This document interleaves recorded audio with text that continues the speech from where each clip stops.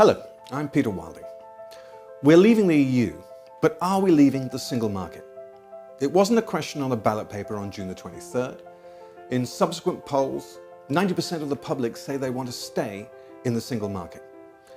But it seems like the government is resolved to bin our membership, and we believe they can't do it unless Parliament has a vote on staying in the single market first. The reason is we're members of the European Economic Area, separate to being members of the EU. When we leave the EU, we don't leave the European Economic Area, which is the single market. And that's why we believe that Parliament must be given a chance to vote on this. What Parliament has voted for, Parliament must repeal. And anyway, if we want a transitional deal as we go through the process of Article 50, which the Prime Minister, the Chancellor and the Brexit Secretary David Davis wants, then this is the perfect deal.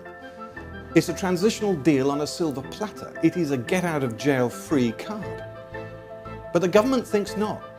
The government thinks that when we leave the EU, we also leave the EEA. We don't think so, and we think the courts must decide this. The question is, why bin the free trade area that we ourselves created? Why bin a soft landing?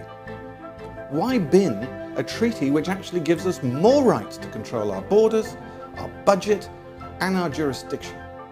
Why bin something that would keep the unity of the country intact, because this is what Scotland wants? Why bin something that will keep the economy prosperous, because business wants to stay in the single market? And why bin something that will keep Europe stable and avoid years of fractious negotiations when we don't need them? Here it is, the EEA would avoid that.